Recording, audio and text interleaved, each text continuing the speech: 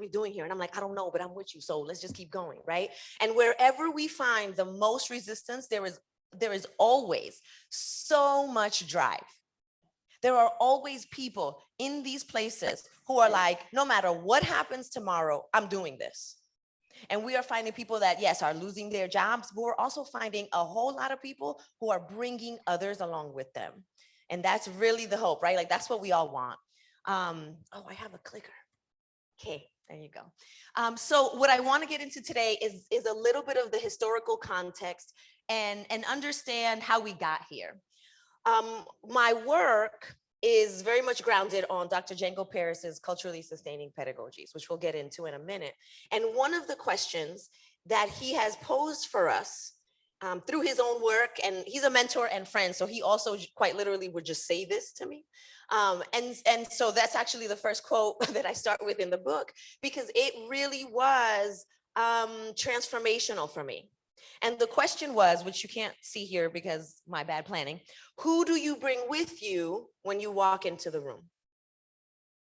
Because we're educators, every time I pose any question to you or I have you do something, I want you to keep in mind that I'm talking about the classroom. Whatever that classroom space looks like for you. And so when I thought about that question, and he asked me this when he first started working on CSP in like 2011, I was like, who walks in with me? I was like, that is really interesting because it hits at what the work that I'm actually trying to do here.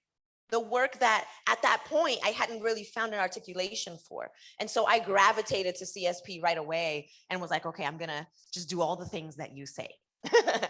And one of his questions was, who do you bring with you when you walk into the room? And so when I thought about that for myself, does it take a minute when I click? Am I clicking this way? Oh, I got it now. I'm ready. So when I did this for myself, this is what came up for me. First, I am an immigrant from Dominican Republic. I was born there, and I came here when I was a tiny little person. But that reality, that part of my identity always walks in with me. And other people who identify as such walk in with me too. Because I'm always like, okay, this is for me, this is for my family, and this is for my people every time, right? Like that's always very present and conscious. I'm also a woman, and that matters. For some people, that's a deficit, and it matters in that way. And for some people, that's a source of inspiration, as it has been for me when I look at others. And so that part of my identity shows up with me every time I walk into a classroom. I'm a mother. That is crazy. And it also completely transformed me as a practitioner.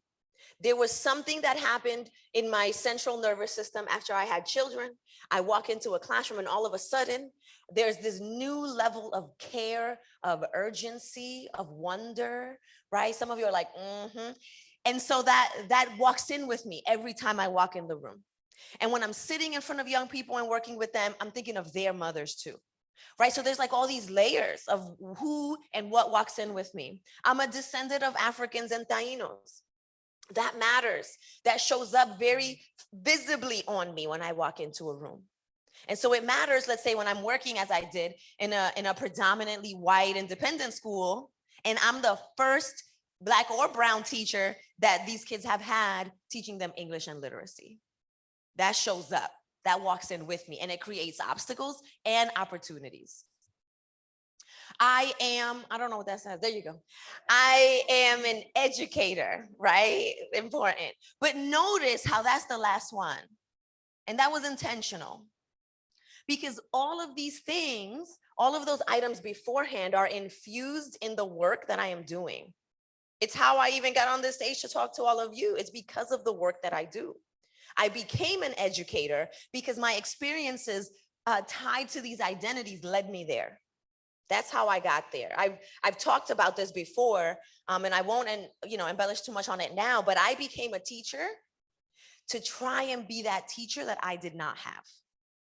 It was very much a revenge that I was trying, and then became something else, right? But it was very much like, I'm gonna go back, I'm gonna be a teacher, and I'm gonna try to do right. by these kids in a way that was not done for me. And then I found myself, like in love with the profession. And so whatever, here we are. But, I talk about this because I need you to understand that what we're about to explore together, the frameworks, all the tips and strategies, that stuff comes later. If we have not done some of this personal work, you're gonna make mistakes. And we're already gonna make mistakes, but the less amount of mistakes, the better.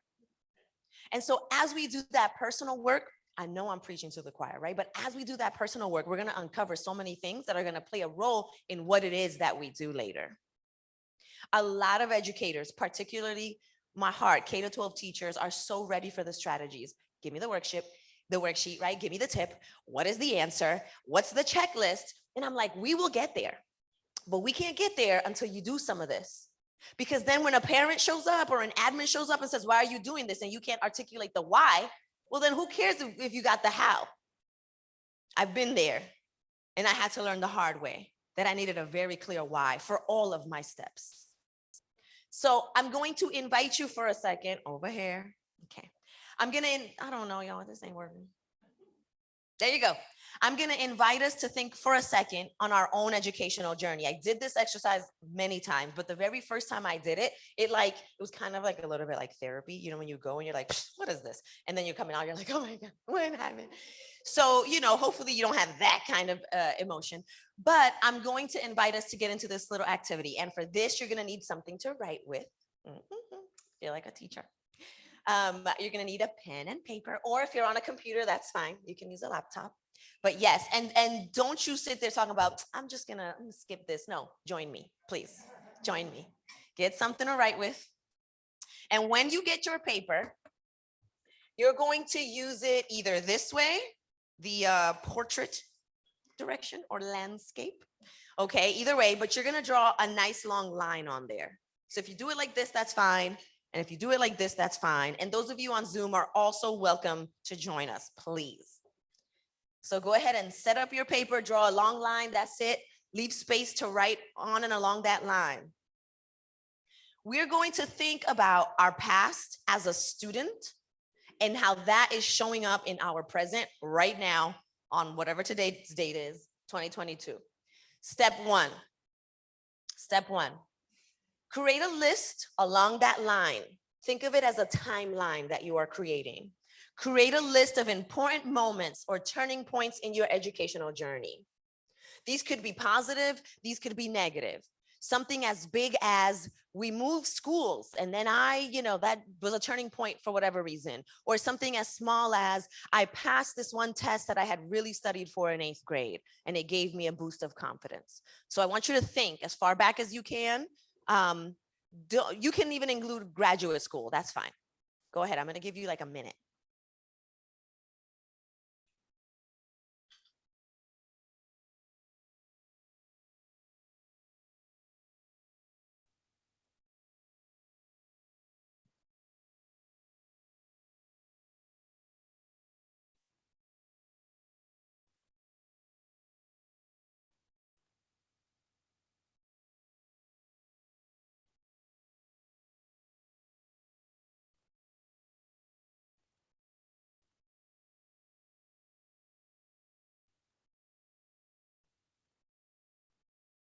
I'm sure a moment will creep in that you're like, I don't think that's important. Add it.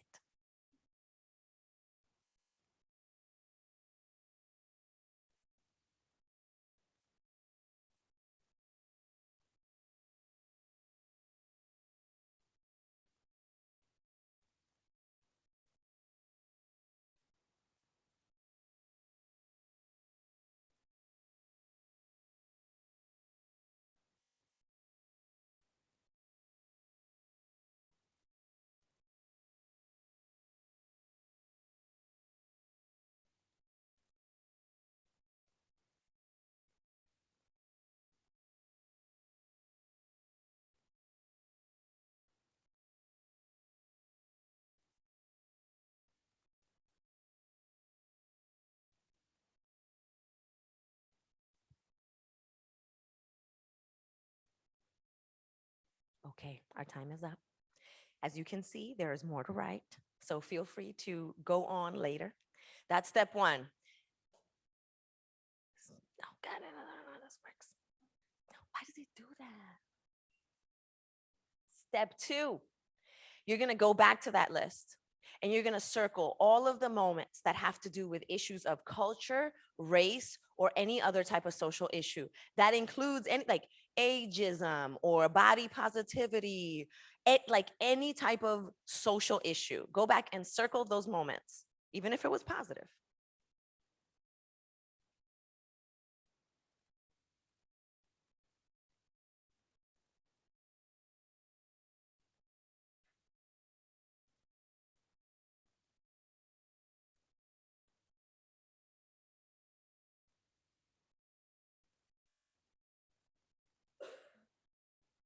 I'll know you're done when I see eyes looking back at me.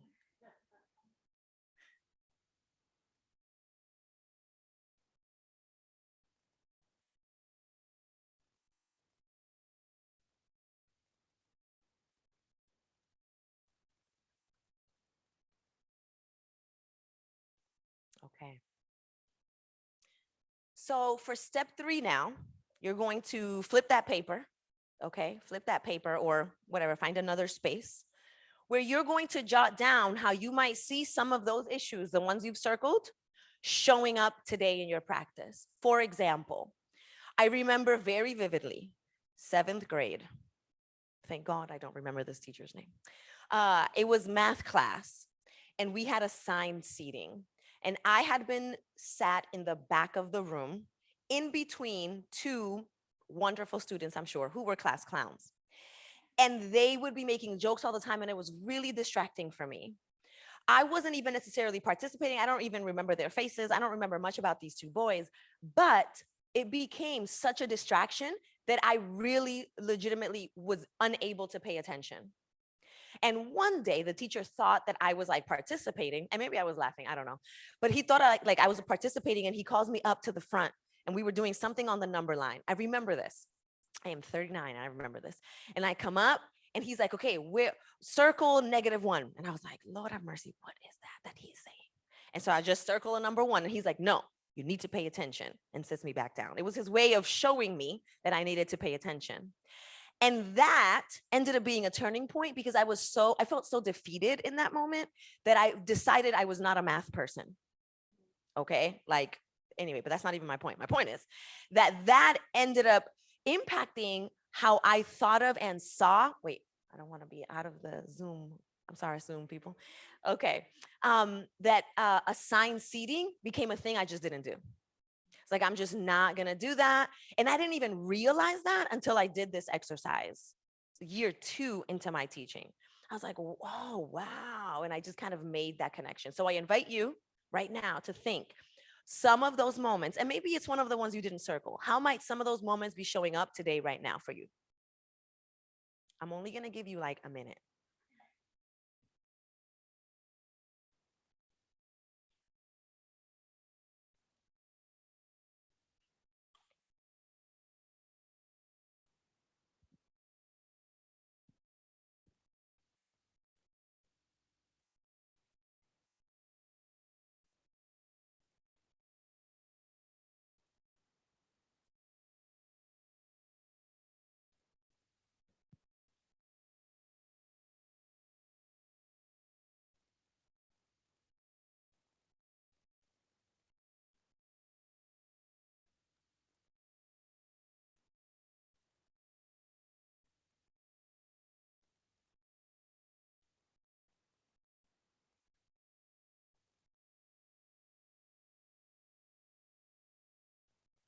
Okay.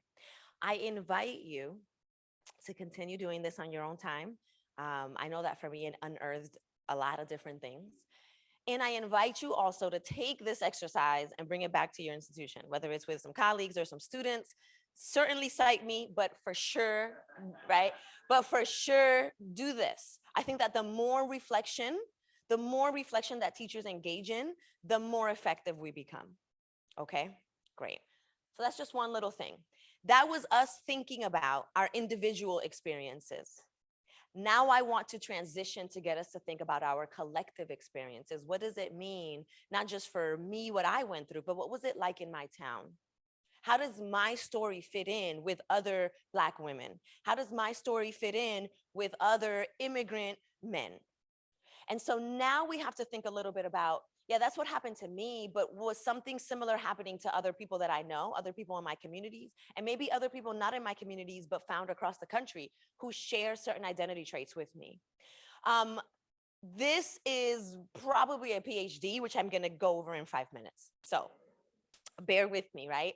But one of the things that I find very useful to think about as we try to get into practices and the why is to go back and figure out, why are we even here in the first place? How did we get here? And one of the ways that we have to think about that is by looking at and analyzing the impact of this project of whiteness and white supremacy in schools on particular communities. I could spend a day talking about each group and the struggles that they face and what they resisted and how they resisted. So in short, if we look at and think about indigenous communities, I mean, we are quite literally at this time in 2022 unearthing bodies of children. It was a matter of life and death to go to school. This was not metaphorical. This was a very literal place that children had to escape from, right? Assimilation schools and boarding schools were not designed at all for indigenous children to thrive in any way.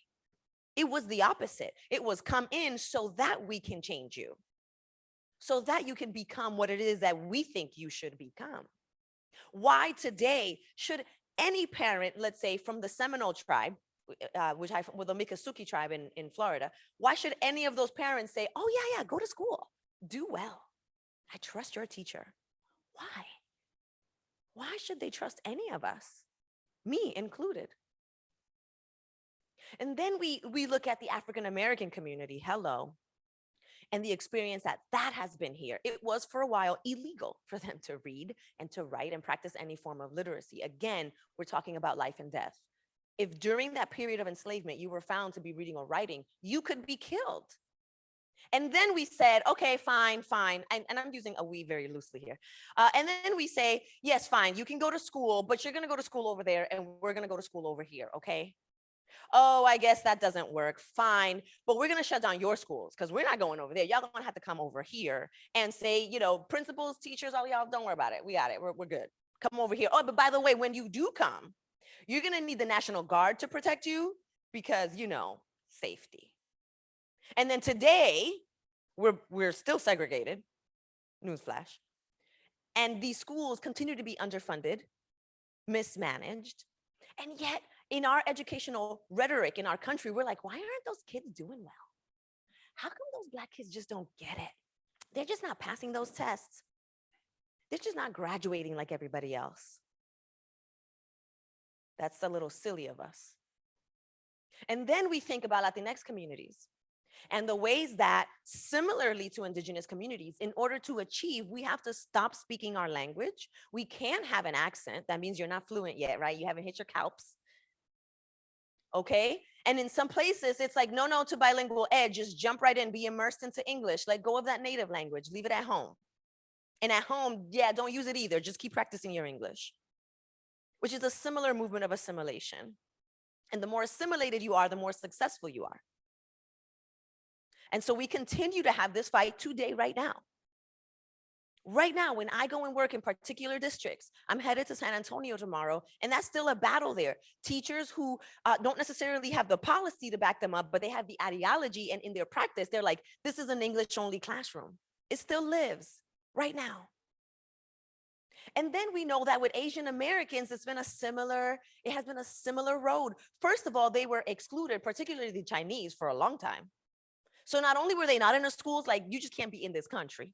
And it's like, fine, y'all can come.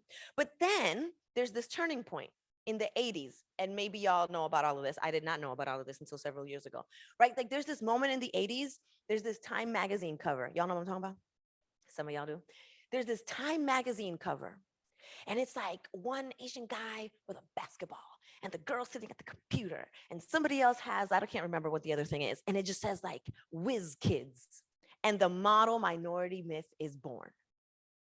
And so we have this stereotype that has been set up. which functions in a very, what's the word I'm looking for? Sinister way. Because it's supposed to be like, oh, we celebrate you. You all are so smart. But it's also, as a stereotype, functions, it is also this limiting box that they're put in. There is this expectation.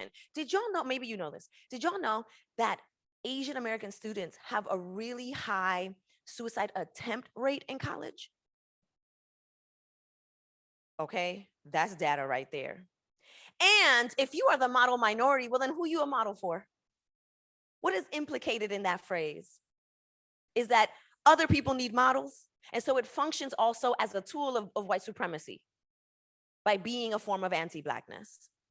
And so this, and as you know, this was very short, right? But this is our setting. I'm talking about what is happening right now.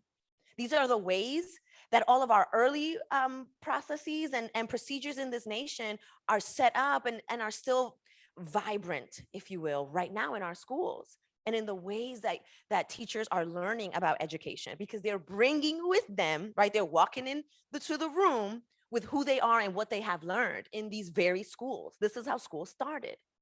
It wasn't for all of us and it wasn't by all of us. And so today we have almost 50 million students in schools, pre-K through 12th grade. Of that, 34 of them are pre-K to 8th. That's a lot of kids. That's a lot. First of all, that's just a lot of kids. I have 3 at home and I'm like, what? Okay, that's a lot of kids. There is so much implicated in just these 3 numbers. Because what we're saying is that those 50 million kids, or almost 50 million kids, are in that system that we just described. Some of them, many of them, have that one great teacher, and that is not enough. Because the year before and the year after, there is no guarantee that they're going to have that anti-racist and anti-bias teacher that is going to work explicitly against all of the things that I just described. And so we have work set out for ourselves as we work with pre-service teachers, as we practice our own, pedagogies in our classrooms. And then 15 of those were 9th through 12th grade, meaning that 15 of those million are headed to college classrooms. And that's how the cycle continues, because of those 15 million, and maybe not enough, but we want more, to become teachers. And so now they've gone through this pre-K through 12. This is heavy. I know it's a lot. You're like, oh my goodness, what's the good news? There is good news. Okay, just stay with me. But these statistics also demonstrate something, that there was a shift. I'm sure y'all know this. There was a shift a couple of years ago where students of color are now the majority in US public schools. This necessitates a shift immediately. I mean, should have been there, but more urgently now. There you go. I'm going to invite you for a second, independently again, to pause and reflect. What changes? You don't even need to write. You can just think, okay? What changes need to take place in our content and practices, so that we actually meet the needs that are sitting in front of us? I'm going to take you a moment to think. What needs to change? Just think of one thing.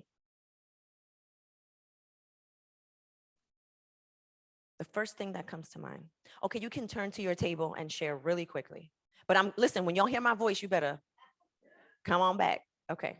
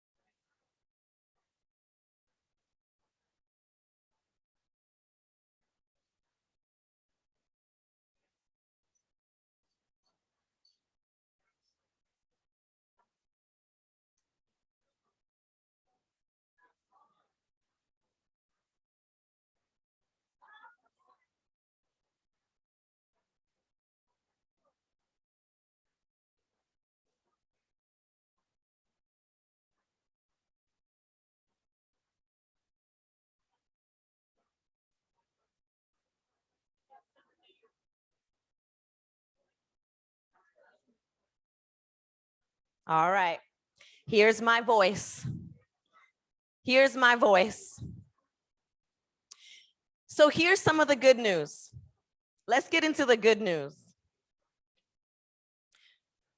A number of years ago, Bell Hooks told us, right? She told us that the classroom remains the most radical space of possibility.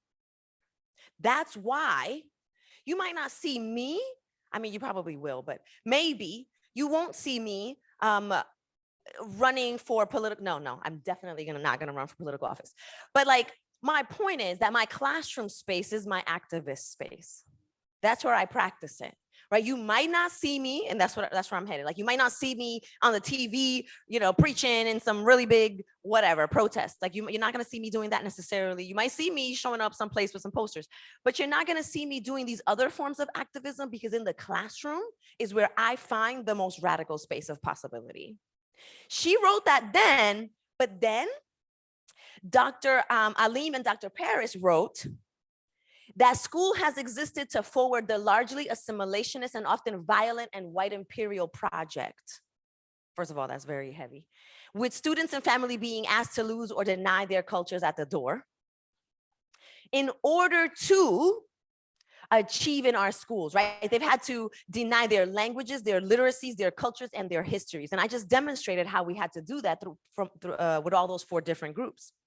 But what I find interesting is that Bell Hooks wrote that, and this is still our truth, because this was written decades after. So how do these two coexist? Well, they do. And that's how we get to hope. And that's how we get to opportunity. Okay.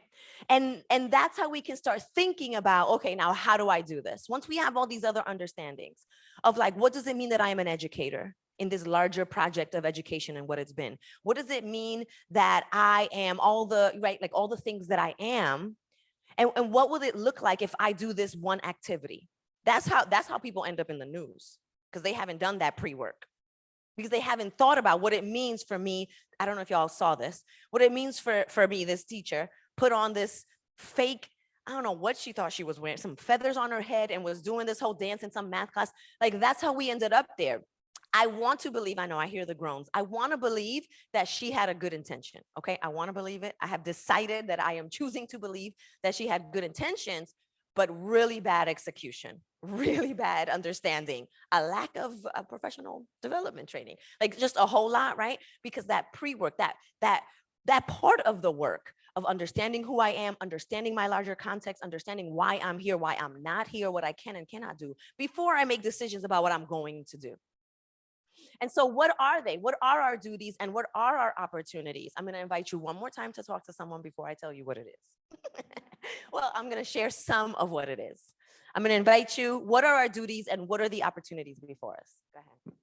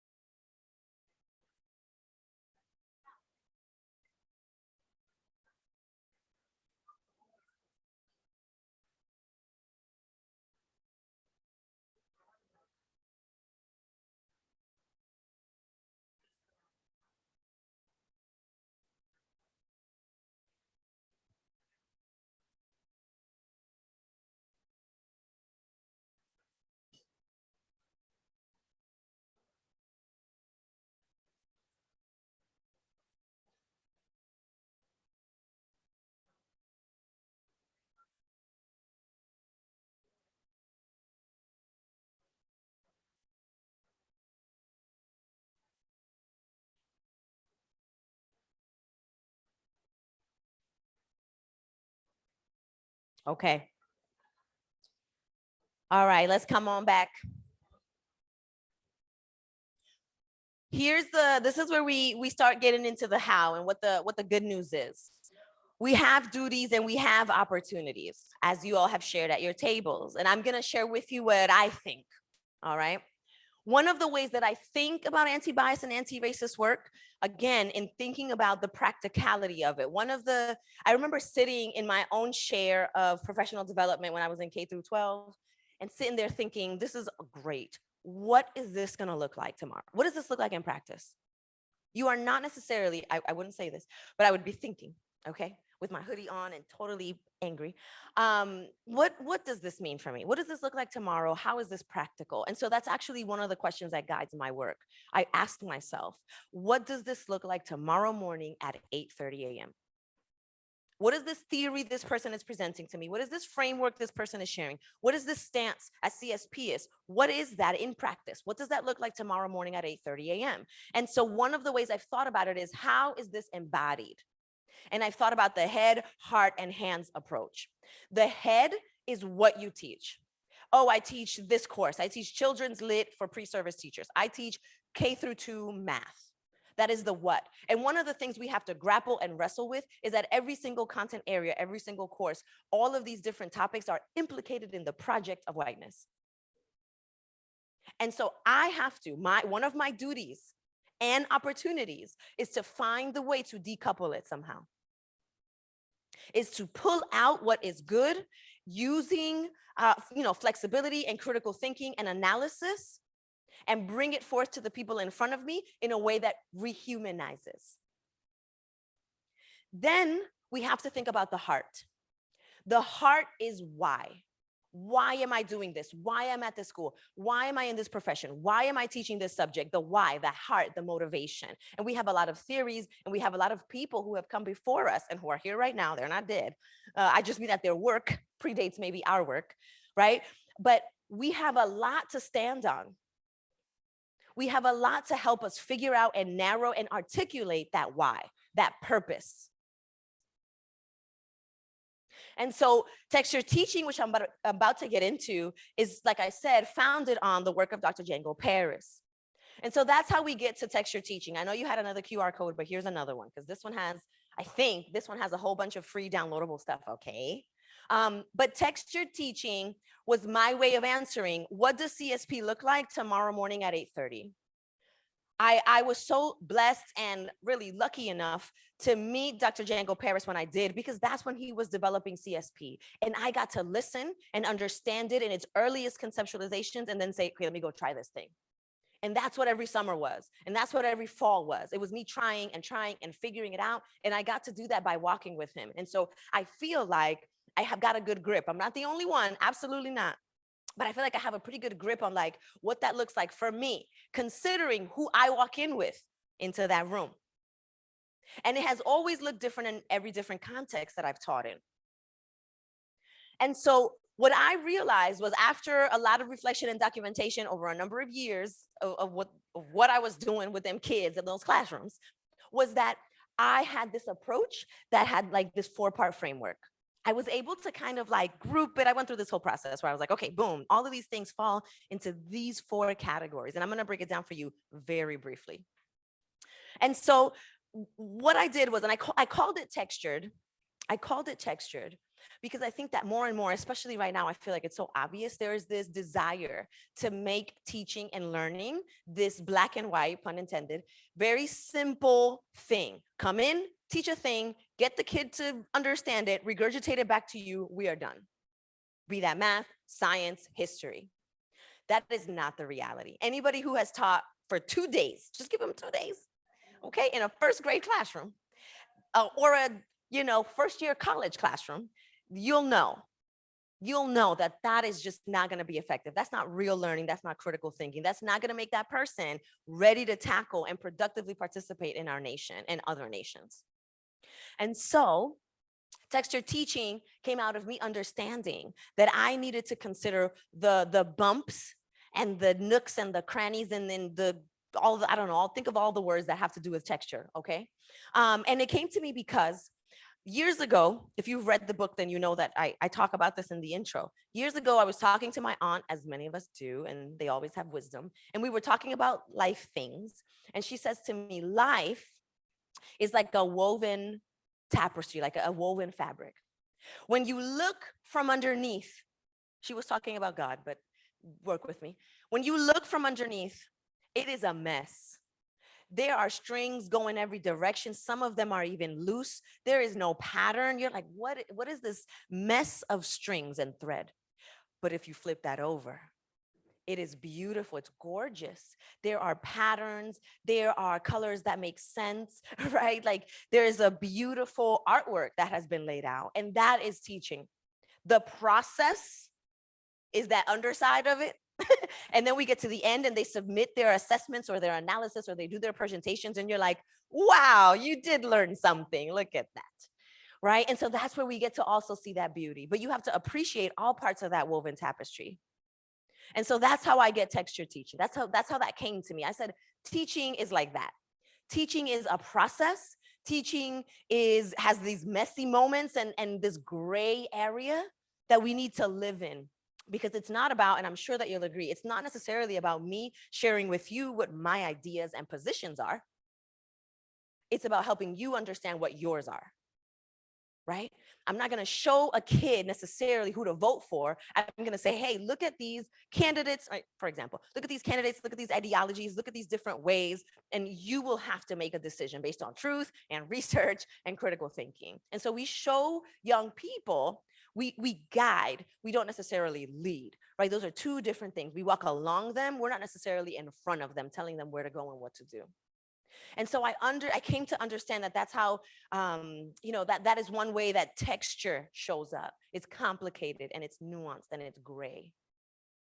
And so this framework, it essentially looks like this. Texture teaching is student-driven and community-centered. I found that in my practices, I was student-driven. Notice I didn't say student-centered. I feel like student-centered has become a really cool buzz phrase. And student, I think that if you're doing student-centered right, you're good. But I feel like what has happened with I don't feel like, what I have seen is that student-centered has become, I know what students want. Here you go. I'm putting you at the center. And it's still about us. Whereas student-driven is very different. It necessitates having students driving. They're going to have to take ownership of some of this learning. They're going to have to drive some of this learning.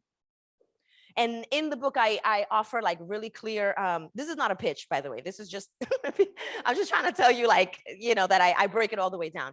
But student-driven teaching and learning for me has looked like allowing them to have a lot of choice, allowing them to actually lead in a lot of different ways in the classroom. Not just like classroom jobs, which K through 12 teachers love. Listen, I appreciated it too, okay? There was somebody designated to get me water. It was fantastic. She single-handedly kept me hydrated during my second pregnancy. But as great as that is, that doesn't necessarily mean, right, that they are engaged and learning. And so how can they practice that, that ownership of what it is that we're teaching? And there's a delicate balance because you're still the expert facilitator in the room, right? And so you have to figure out, where do I step back? Where do they lead and where do they step in? Okay. And it's community centered because we cannot say we love students and we do not celebrate, honor, or respect their communities. We cannot, again, I'm using the we loosely here, we cannot continue to go into communities from which we are not from and say, I'm teaching here, but you just teach these kids and you don't help them in any way to help their communities. You don't work with them to be equipped and develop the necessary skills in order to be change makers. And you don't help them and teach them ways to celebrate and honor and appreciate these communities that they're in. If your goal is to come in and to teach young people so that they can get out of their community, you're doing it wrong. Because that was what it was communicated to me. The sign of success for me was to get out of Lawrence, Massachusetts. She got out, she made it. Instead of, she went on, learned a bunch of things, came back and helped out and did her part in making our community better and solving problems here. And so it is also interdisciplinary. This is less of an issue when you get to college, right? Undergraduate, like you can actually have an interdisciplinary major. We know that's not a thing in K through 12. So is K through 12 even preparing us to think in interdisciplinary ways? No, the answer is no. Okay, because of all of this standardized testing, it is a soapbox. I'm not going to get on it for the sake of time. Okay. Because of all of this standardized testing right now, we are even more so in thinking in just disciplinary ways. But one of the things that I talk about in this chapter is when I go to the grocery store, I'm not like, oh yeah, let me get this, but I'm not doing any reading right now. I can't read the nutrition label. I'll just have to put it in my box. No, we do math, we do reading, and we do chemistry because it's like, oh, you know what? I should add some butter to make the thing more sticky, whatever. We do all of this interdisciplinary work in our minds by nature, but we're not doing it in schools. The other thing about this is that we are living in a world and in a country where we have some serious interdisciplinary problems. How are we preparing these young people to solve it? We're not. That's also the answer. We are not. Currently, the way K-12 is structured, we are not. I do believe that is by design, but so we have work to do. And then also texture teaching is experiential. Experiential in the sense, so like one of the things that K-12 teachers really love is like really flexible seating, which is awesome, okay? That's great, those fluffy chairs, but that is quite literally for your butt, right? Like, might they be a little bit more engaged because they want to come into your classroom? Yes, there is some research for sure that supports that, but we know that that's not gonna take it there, okay? That's not gonna take you where you need to go. And so we need a different approach that actually allows us to rehumanize by welcoming that child and that young person's whole self. Right now, if a student has a breakdown in class, that's not okay. Like if they get really angry by what you're reading, oh, wait a minute, no, that's too much emotion. Like you're reading about slavery and that kid is pissed and the teacher's supposed to be like, no, keep it together because civility. Or the child is very excited to do the work. Oh, it's a little hyperactive. That child is just hyperactive. And the same for teachers. You could be going through the worst divorce of your life. And if nobody can tell, that's how you're successful. Am I wrong? No, I am not wrong. Right? And so this experiential teaching and learning is good for all of us. This is part of how we rehumanize. This is how we also embody the learning. And I talk about a sensorial approach to do this. Like, how can I bring material to life? Not simply say, here, read this book, or not simply say, here, we're going to work on this worksheet for math. But like, how can I actually use our bodies, use all of ourselves, and use our senses to do this learning? A lot of research shows that kinesthetic learning and play-based learning, for example, really help with retention and comprehension. Basic skills in order for us to build and do some more critical work.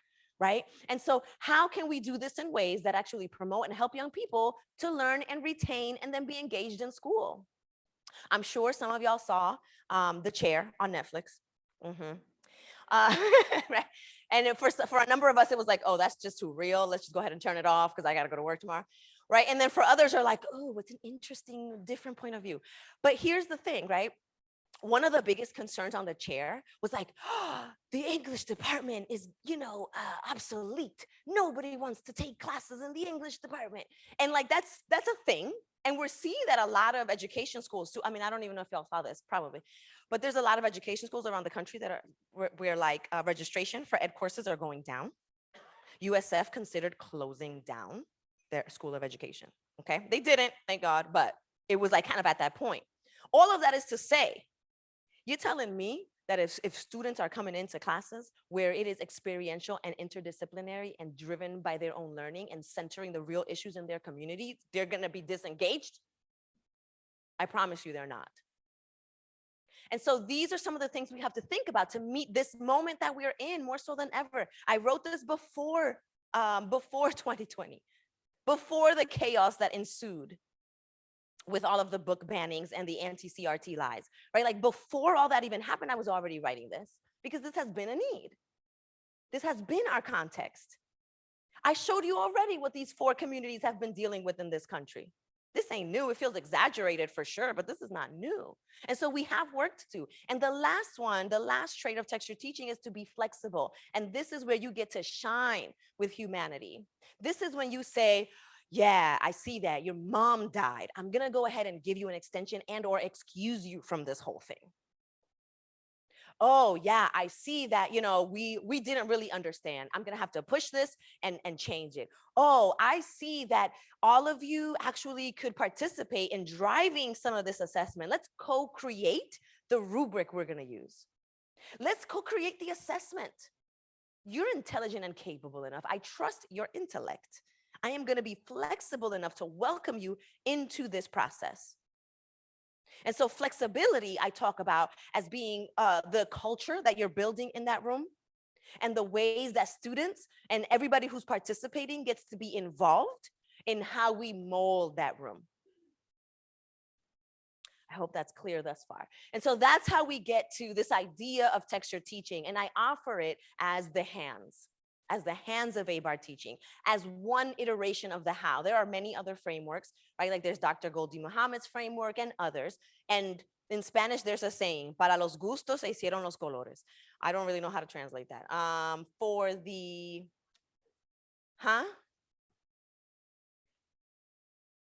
It's something, it's like all the different flavors are created because of all the different likes. Something along those lines. Basically, there's a lot of preferences, and so there's a lot of colors. Pick your color.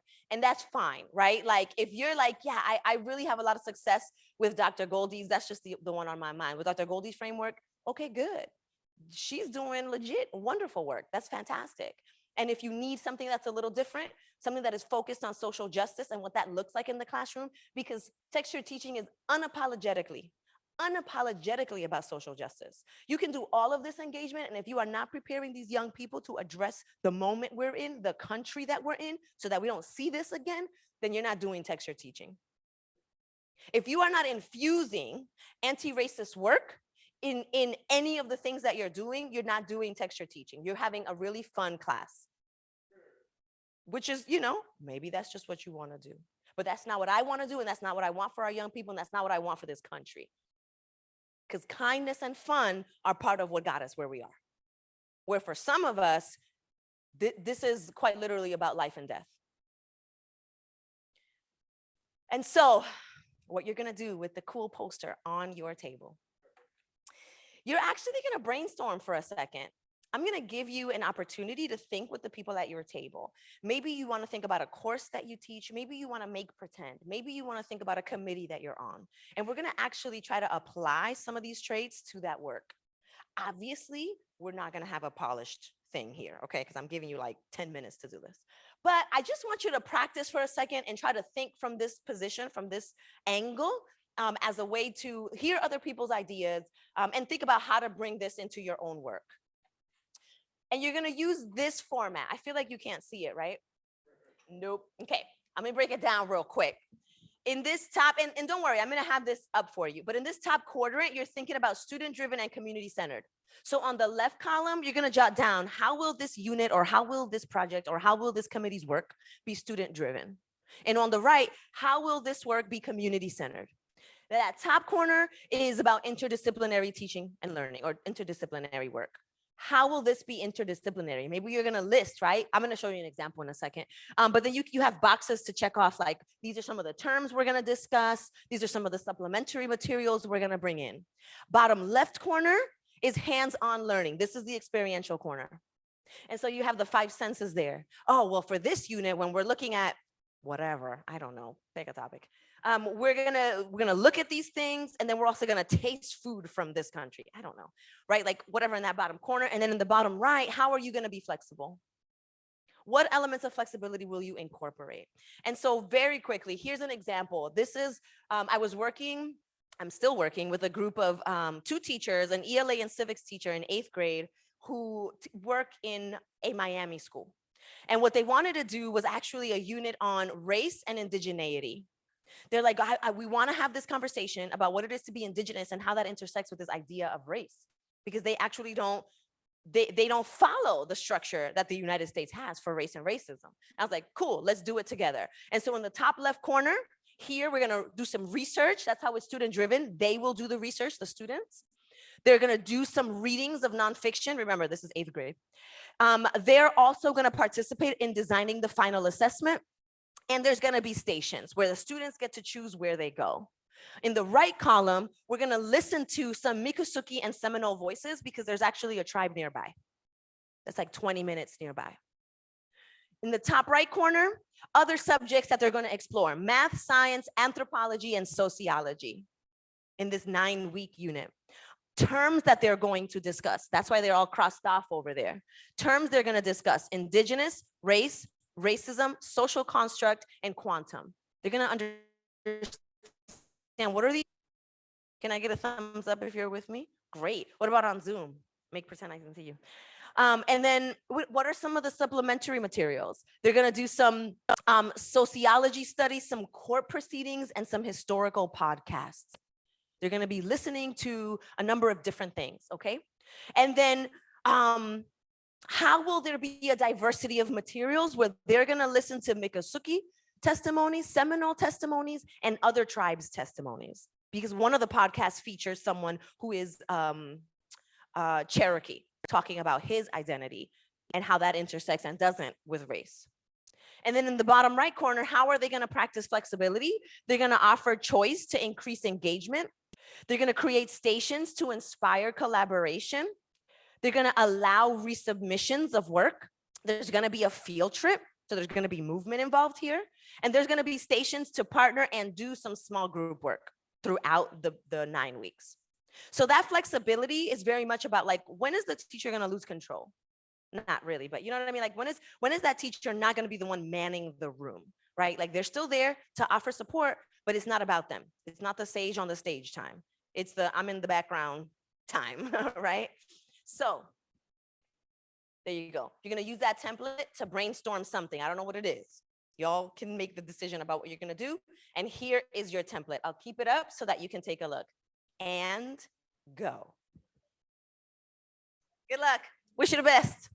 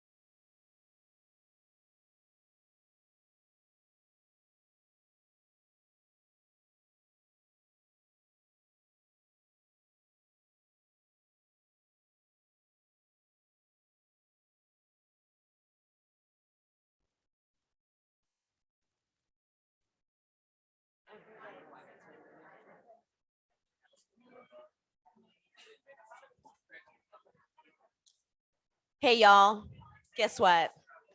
I lied. Because of time, you don't have all that time, but you do have 5 more minutes.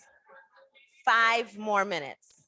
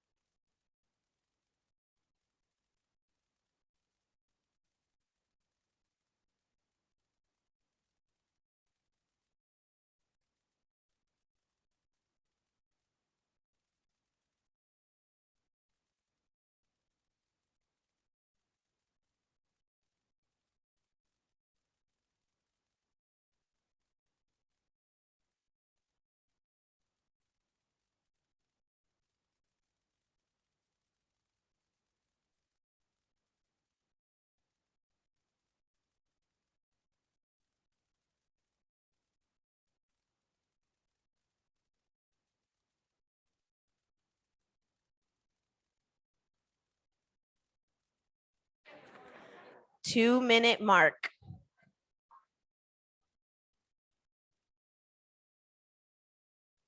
There is no need to rush. You will not be graded on this.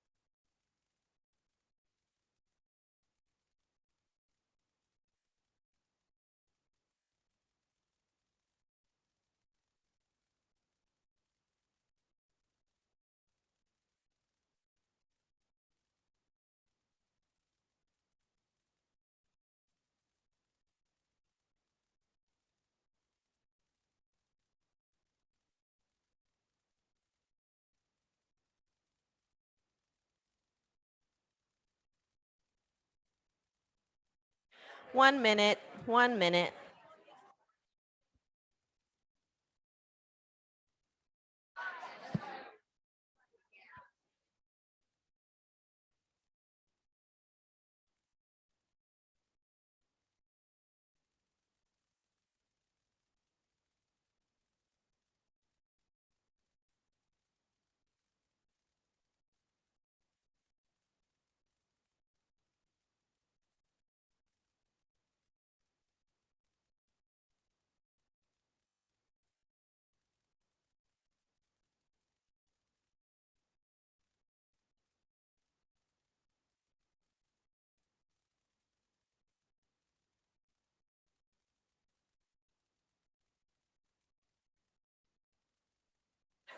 All right, let's come on back. Bettina.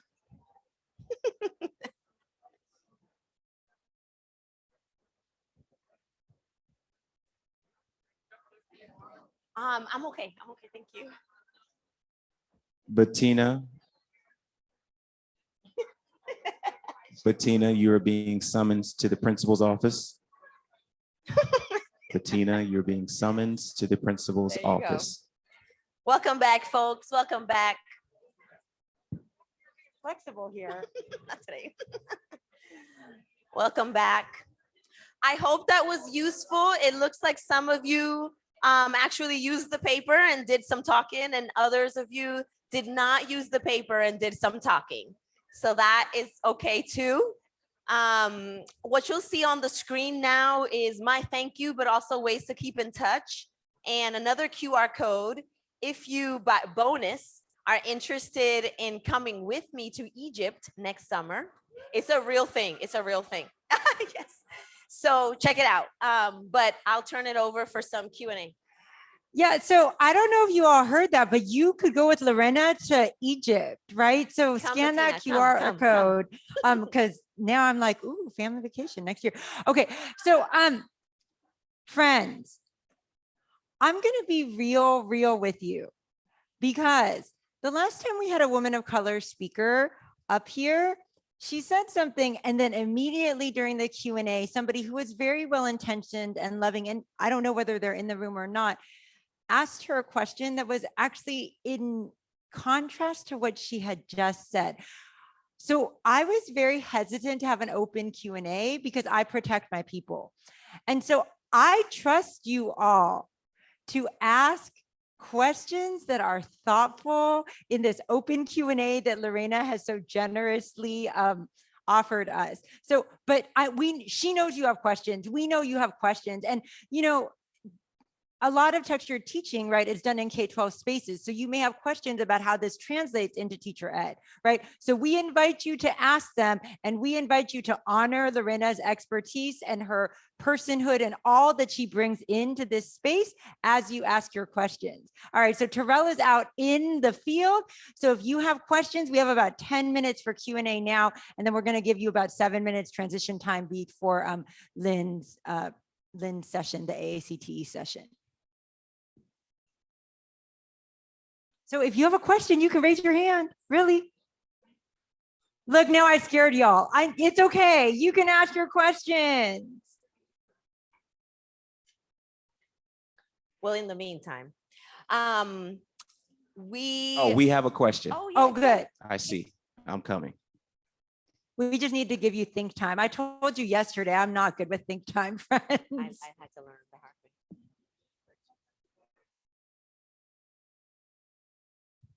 Hello, good morning, everybody. Thank you so much for your inspirational talk this morning. Maybe I came a little late and I apologize. The term textured, would you be so kind to please unpack that for us? Thank you. Yeah, I did. I talked about that at the beginning, but in short, it is about finding the gray of the classroom. It is also about welcoming all of who you are. Like there's all this nuance to both the topics that we learn about and discuss and that exist. And there's nuance to who we are, and there's nuance to who students are.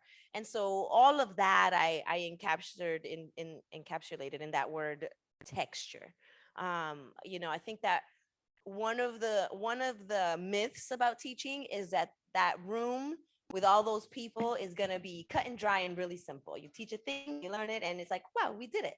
And that's not how it works. And I think that we have to be more realistic and welcoming of the messiness that is teaching and learning. Like you're going to have to teach something again. Half of the room got it and the other didn't, right? Like some of them thought they got it, but they didn't. And then there's the one that really did get it. And then there's the ones that got nothing. So now you have 3 groups, you know? And so that all of that is textured in a way. Would it be appropriate to say then that maybe texture is also coming from the metaphor of fabric, a Yes. fabric that has multiple lines Yes. of texture? And Yes. in that context, intersectionality Mhm. would be Mhm. right in the midst of it, Yep. correct? Yep. Thank you. Yep. We have another question. It's fine. I need the steps. I need to put in the steps today. Okay. And I'll repeat the question just so those Zoom Oh, folks yeah, get it. okay. Go ahead. Oh, hi, and thank you for your talk. I come from the world of early childhood education and child development.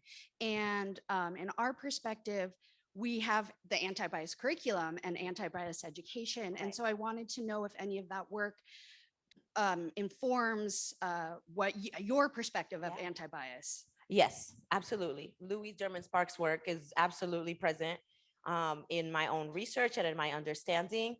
And I know that Learning for Justice, formerly Teaching Tolerance, has also based a lot of their work and their social justice standards on her work. And so I talk about using that resource in the book itself. Yeah, absolutely. Other folks with questions? And here's what I'll add real quick too, as you get to that question. Often there's so much research that shows that kids are absorbing and learning so much bias and so much racism as early as 6 months. And so if we're like, no, they're too young, right? That's one of the pushbacks and one of the critiques. They're too young to learn about these things. And if we continue to wait until we think they're ready, that's how we get to places in middle schools where kids are like tagging up the N-word, or tagging up or writing swastikas in different places. And by the time we get to high school, they're acting on it in physical ways. And so we can't continue to put all of that work on these middle school and secondary teachers. It has to start as early as early childhood schools, programs, whatever. Lorena, thank you so much for your Yeah. presentation. Mhm. You discussed who do we bring into the classroom? Because we are also product of the system. Yes. We need to also think about who should we not invite with Yes. us into the Yes. classroom. Yes. Oh, that's really good question. I've never been asked that question. Thank you.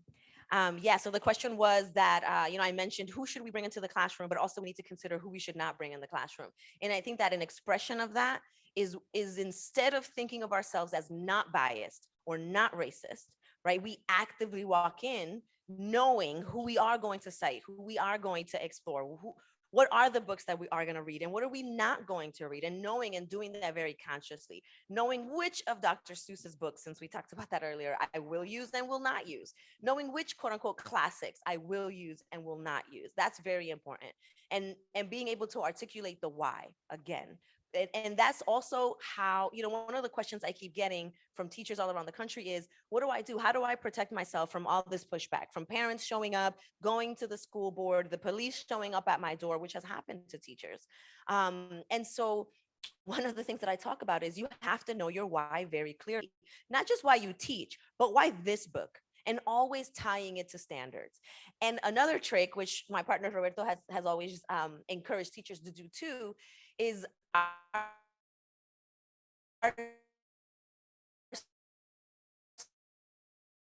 schools, our institutions have really, your statement says that we celebrate diversity. You see this here book, we're celebrating diversity. And so that's one way to bring those statements to life, if you will. And so who we don't bring in requires us knowing what about ourselves needs to be unpacked, needs to be changed, right? Like notice that in my description at the beginning, I said I'm a descendant of Africans and Tainos. I did not intentionally mention that I'm sure I have colonizer blood in me. That is not who walks in with me when I walk into a room. I know that that's a part of my history somewhere down the line, I'm sure. One of my great-grandparents was very fair with green eyes and blonde hair, right? Like it's there somewhere. But while that person is in my blood, and while I know that he is part of our family heritage, those values that maybe his ancestors had, they're not rolling with me. Hi, I'm Michelle Soto Peña. Also share that Taino blood, so Yes. Okay, connecting. fantastic. So my question aligns to you're going around the Uh-huh. country discussing these really important topics, and I'm curious to hear, has there been any conversation about like that resistance, right? That pushback. But now I feel like in the spaces I'm in, that pushback is like, yes, we see that diversity on the wall and we don't want it. We're taking it down and we're putting it away. And so how do we encourage our new aspiring teachers? who go into spaces where even our district partners, they'll come back with really traumatic stories Yeah. of the harm they're seeing their mentor teachers doing to Right. students of color. Mhm. So how do we protect our teacher candidates and then also say like, kind of put on your armor and you're going to protect these children? Yep. And I'm a mother also, so I cry when I. Right. It's real. What you were saying is something I'm so allergic to. I almost sneezed. It's like I'm feeling it. Yeah, I mean, isn't that the question, right? Like that is the question. How, because as much as I do this work for other people's children, I'm also doing it for my own, right? I have an almost 2-year-old who thinks she's like 17, and I have a 4-year-old, and I have a 7-year-old. And so this is also very much for them. So all of that is just to say, this is part of the work, is to show these pre-service teachers that they are not alone. Even if they feel alone in that building, they're not alone. Supporting them in finding those communities, right? So I'm a part of also, for example, EduColor, which is an organization, and it welcomes white folks too, but it really is by, for, and about us. And that is a place that I know that I can say, oh my goodness, this is what's happening over here. And they all get it, they understand it. It's a support team, right? I'm a part of the National Council of Teachers of English because I have my people there. Not everybody there is my people, but I have people there. And so in the same way, I think that explaining to them that they are not alone, as alone as they might feel, right? Like that's their circumstance in that building, but that's not the reality in their field.